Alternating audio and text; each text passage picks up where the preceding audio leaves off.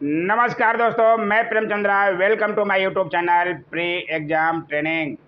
दोस्तों, आज का वीडियो बहुत ही इम्पोर्टेंट है क्योंकि आज इंडियन इकोनॉमिक्स से बहुत अच्छे सवाल कराए जाएंगे। भारतीय अर्थव्यवस्था सबसे ज़्यादा हार्ड टॉपिक है।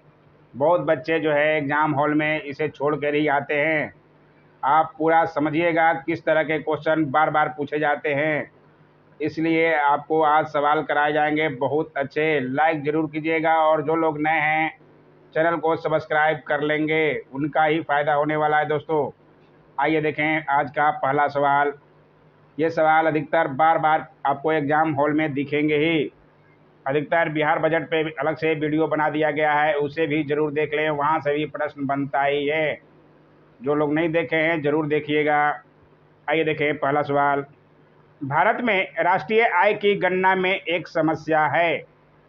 क्या समस्या है? अल्प रोजगार, बचत का निम्न स्तर, मुद्रास्फीति, असंगठित क्षेत्र या ई ऑप्शन। इसमें जो है भारत में राष्ट्रीय आय की गणना में कौन सी समस्या है, यह 63rd बीपीएससी में पूछा हुआ सवाल है। इसका सही जवाब है असंगठित क्षेत्र। ध्यान रखिएगा क्यों है, पूरा डिटेल में आपको दिखाएंगे क्योंकि आपको कन्फ्यूजन नहीं होना चाहिए, क्योंकि ये सब्जेक्ट जो है बहुत हार्ड लगता है सारे स्टूडेंटों को। राष्ट्रीय आय की गणना में असंगठित क्षेत्र एक बाधा है, क्योंकि असंगठित क्षेत्र द्वारा उत्पादन एवं आय के आंकड़े किसी भी संस्थान को प्रदान नहीं किए जाते या कई बार उसका मौद्रिक मूल्य में मापन ही किया जाता है। इससे राष्ट्रीय आय की गणना में आंकड़ों की कमी के कारण असंगठित क्षेत्र के योगदान का आकलन करने में कठिनाई आती है। इसलिए जो है राष्ट्रीय आय की गणना में कौन सी एक समस्या है? असंगठित क्षेत्र। ध्यान रखिएगा, नोट करते हुए चलिएगा, आपका अच्छा तैयारी हो जाएगा। दोस्तों, आइए देखें आज का दूसरा सवाल। भारत में राष्ट्रीय आय समकों का आकलन किसके द्वारा किया जाता है? ये सवाल तो मोस्ट इम्पोर्टेंट, इसे तो ज़रूर नोट कीजिएगा ही, क्योंकि ये सवाल कम से कम 10 बार बीपीएससी में पूछा जा चुका है।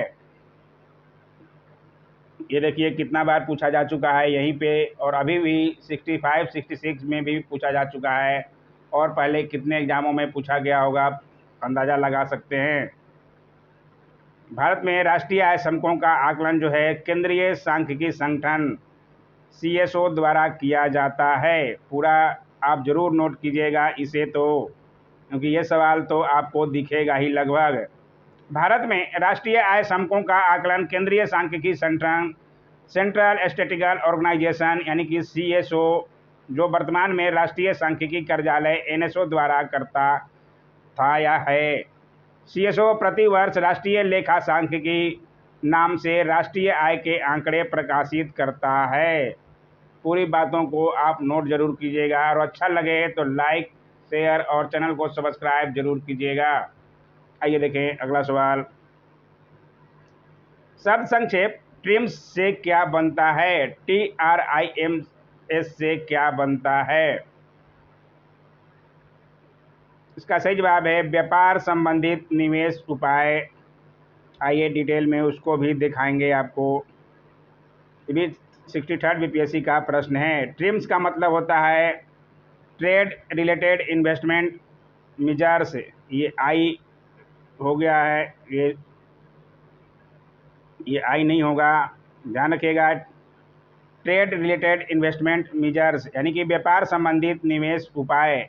यह व्यापार विश्व व्यापार संगठन से संबंधित है, इसे भी ध्यान रखिएगा। ट्रिम्स जो है विश्व व्यापार संगठन से संबंधित है, इसलिए ध्यान रखिएगा इसका जवाब ट्रिम्स जो है व्यापार संबंधित निवेश उपाय है। आइए देखें अगला सवाल। पूरा वीडियो देखिएगा तभी आपको नॉलेज मिलेगा। दोस्तों, भारत में आर्थिक विकास अवरुद्ध रहा है, मुख्यतः किसके कारण अवरुद्ध रहा है? अकुशल कृषि व्यवस्था के कारण, अनियमित औद्योगिकरण के कारण या पाश्चात्य सामाजिक अभिवृद्धि के कारण।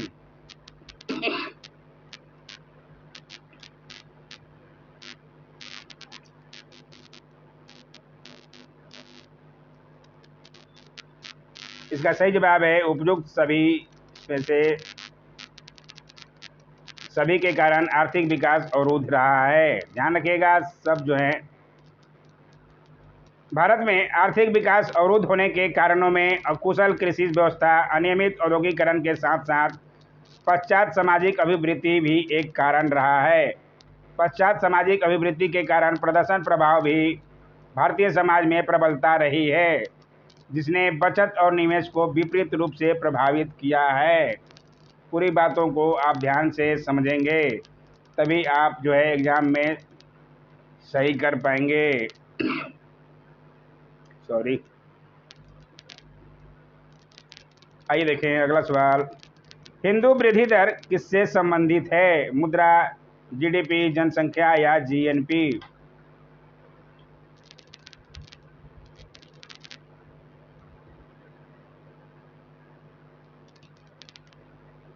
यह 65 बीपीएससी का प्रश्न है। इसका सही जवाब है जीडीपी। हिंदू वृद्धि दर जो है जीडीपी से संबंधित है। आइए दिखा देते हैं किसने किया था। प्रोफेसर राजकृष्ण ने वर्ष 1981 में अमेरिकन एसोसिएशन में बोलते हुए हिंदू वृद्धि दर का सर्वप्रथम प्रयोग किया था। नाम जरूर नोट कर लीजिएगा क्योंकि नाम भी पूछ सकता है।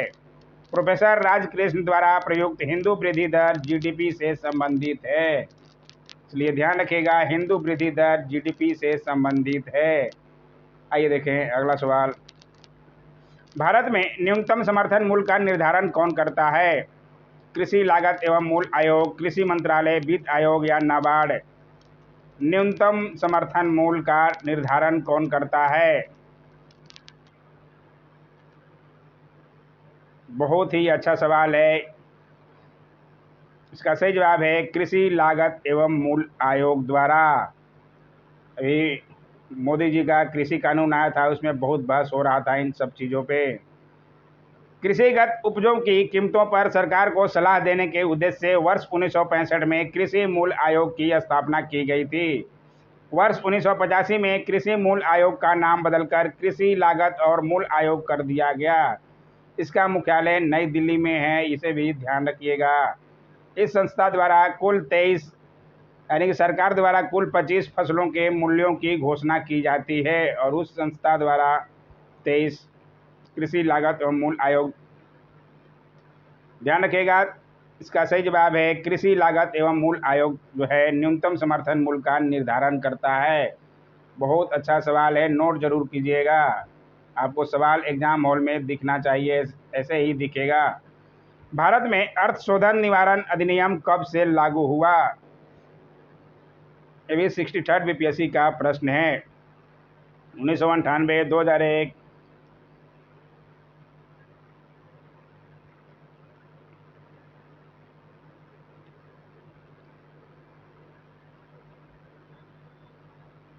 इसका सही जवाब है 2005 में। भारत में अर्थ शोधन निवारण अधिनियम 2002 1 जुलाई 2005 से लागू हुआ।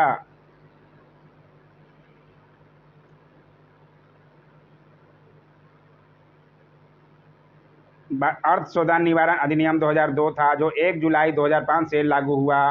पुनः इसका संशोधित अधिनियम 2009 में आया जो 1 जून 2009 से लागू हुआ। तत्पश्चात यह पुनः संशोधित अधिनियम 2012 के रूप में आया जो 15 फरवरी 2013 से लागू हुआ। सबको ध्यान से सुनिएगा, समझिएगा। पहली बार ये जो है 2005 में लागू हुआ था, अर्थ शोधन निवारण अधिनियम। ध्यान रखिएगा, सवाल ये बन चुका है बीपीएससी में और बनता है ऐसे ही सवाल। लाइक अभी तक नहीं किए हैं जरूर कीजिए दोस्तों। लाइक तो करने में आप लोगों को सोचना क्यों पड़ता है, मुझे समझ में नहीं आता। भारत सरकार ने अखिल भारतीय थोक कीमत सूचकांक के लिए आधार वर्ष 2004-5 से बदलकर किस वर्ष को बनाया है? बहुत ही अच्छा सवाल है।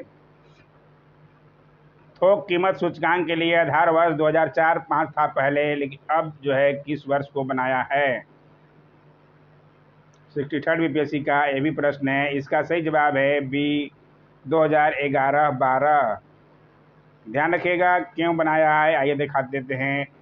12 मई 2017 को उद्योग एवं वाणिज्य मंत्रालय के औद्योगिक नीति एवं संवर्धन विभाग DIPP द्वारा अखिल भारतीय थोक मूल्य सूचकांक के आधार वर्ष में संशोधन किया गया।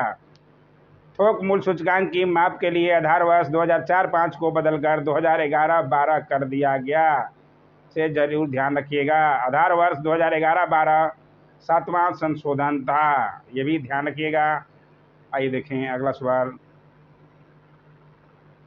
भारत के किस राज्य की वर्तमान मूल्यों पर नवीनतम प्रति व्यक्ति आय न्यूनतम है? ये जो है 63 बीपीएससी का प्रश्न है, 2017 में पूछा था।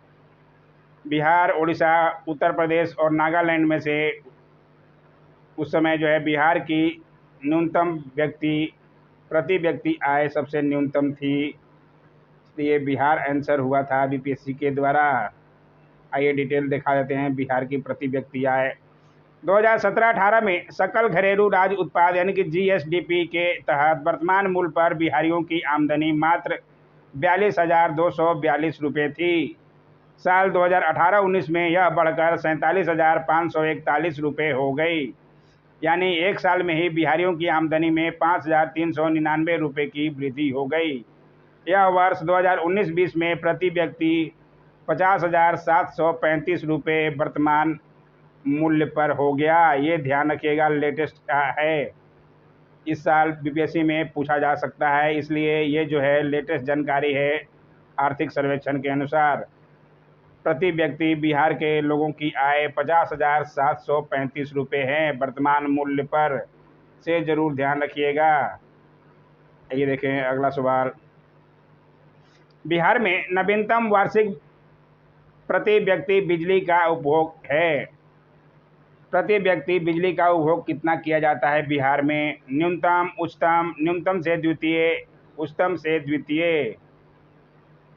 इसका सही जवाब है न्यूनतम किया जाता है प्रति व्यक्ति बिजली का उपभोग।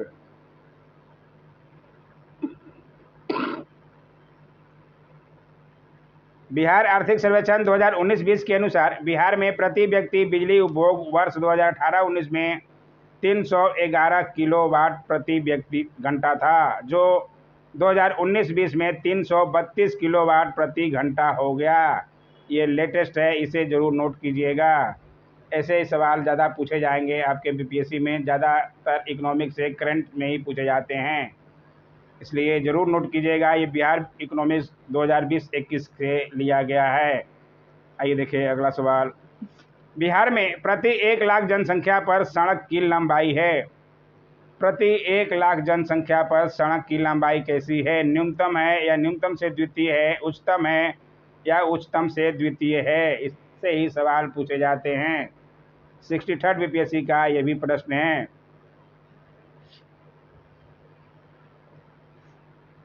इसका सही जवाब है न्यूनतम है, ध्यान रखिएगा। आइए दिखाते हैं कैसे न्यूनतम है। बिहार आर्थिक समीक्षा 2019-20 के अनुसार वर्ष 2017 में राष्ट्रीय औसत का प्रति 1 लाख लोगों पर लगभग 386 किलोमीटर सड़क है राष्ट्रीय स्तर पर। वहीं बिहार में यह 181 किलोमीटर ही है प्रति 1 लाख व्यक्ति पर, जो राष्ट्रीय औसत से कम है तथा राज्यों में न्यूनतम स्थान पर है, से ध्यान रखिएगा। इसलिए जो है ये न्यूनतम है। आइए देखिए अगला सवाल, नोट जरूर करते रहिएगा दोस्तों, आपका फायदा होने वाला है। निम्नलिखित में से कौन सा उपागम प्रोफेसर अमर्त्य सेन से संबंधित है? बल आवश्यकता उपागम, सक्षमता उपागम, आय उपागम या कल्याण उपागम? ये भी 63 बीपीएससी का है प्रश्न है। इसका सही जवाब है सक्षमता उपागम। क्यों है बताते हैं आपको डिटेल में। सक्षमता उपागम का विकास 1980 के दशक में कल्याणकारी अर्थशास्त्र के वैकल्पिक दृष्टिकोण के रूप में हुआ। सक्षमता उपागम का मुख्य ध्येय व्यक्ति के स्वतंत्रता, कल्याण की बहुआयामी प्रकृति का विकास करना एवं व्यक्तिगत विषमता को दूर करना होता है।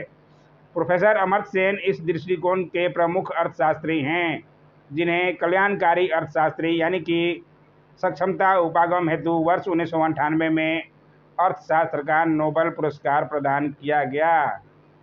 आप पूरी बातों को समझ गए होंगे, इसलिए आगे चलते हैं, नोट करते हुए चलिएगा। आइए देखें अगला सवाल। यह सत्य होगा कि भारत को परिभाषित किया जाए। कैसे परिभाषित किया जाए भारत को?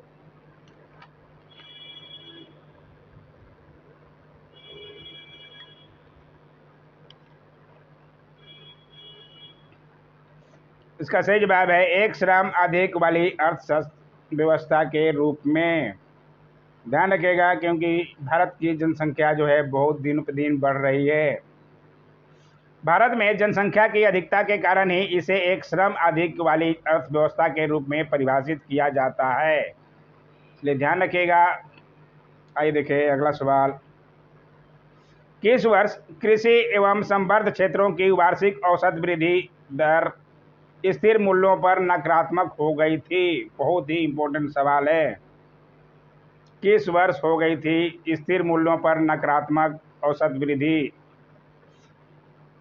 ये भी जो है 56 का सवाल है। इसका सही जवाब है 2002 से 2003 में 2002-03 में हो गई थी स्थिर मूल्यों पर नकारात्मक औसत वृद्धि दर। आइए डिटेल में दिखा देते हैं। दिए गए विकल्पों में वर्ष 2002-03 के दौरान कृषि एवं संबद्ध क्षेत्रों की वार्षिक औसत वृद्धि दर स्थिर मूल्यों पर नकारात्मक रही। आर्थिक समीक्षा 2019-20 के अनुसार वर्ष 2002-03 के बाद किसी भी वर्ष में निरात्मक वृद्धि दर्ज नहीं की गई, इसलिए एक बार ही हुआ था 2002-03 में। इसे जरूर नोट कीजिएगा। औसत वृद्धि दर स्थिर मूल्यों पर नकारात्मक नेगेटिव में चला गया था। आइए देखिए अगला सवाल। केंद्र सरकार के भारी उद्योग एवं सार्वजनिक उद्यम मंत्रालय द्वारा लघु रत्न श्रेणी 1 उद्योग को अधिकतम कितनी धनराशि तक वित्तीय सहायता दी गई है? लघु रत्न श्रेणी 1 उद्योग को अधिकतम कितनी राशि की वित्तीय सहायता दी जाती है? इसका सही जवाब है 500 करोड़ रुपया तक। ध्यान रखिएगा, बहुत अच्छा ये भी सवाल है। किसी पीएसयू को मिनी रत्न का दर्जा बनाए रखने के लिए पिछले लगातार 3 वर्षों तक मुनाफा अर्जित करते रहने की आवश्यकता होती है। मिनी रत्न का दर्जा प्राप्त पीएसयू को बिना सरकार की मंजूरी लिए 500 करोड़ रुपए तक के निवेश की सहायता होती है, इसलिए ध्यान रखिएगा पूरी बातों का। आइए देखें अगला सवाल। सरकारी व्यय को नियंत्रित करने का प्राधिकारी है। सरकारी व्यय को कौन नियंत्रित करता है? भारतीय रिजर्व बैंक, योजना आयोग, वित्त मंत्रालय या वित्त आयोग?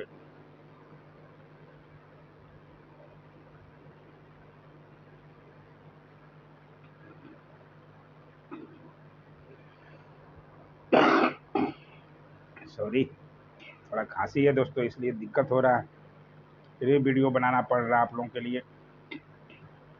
सरकारी व्यय को वित्त मंत्रालय नियंत्रित करता है। ध्यान रखिएगा, बहुत अच्छा सवाल है।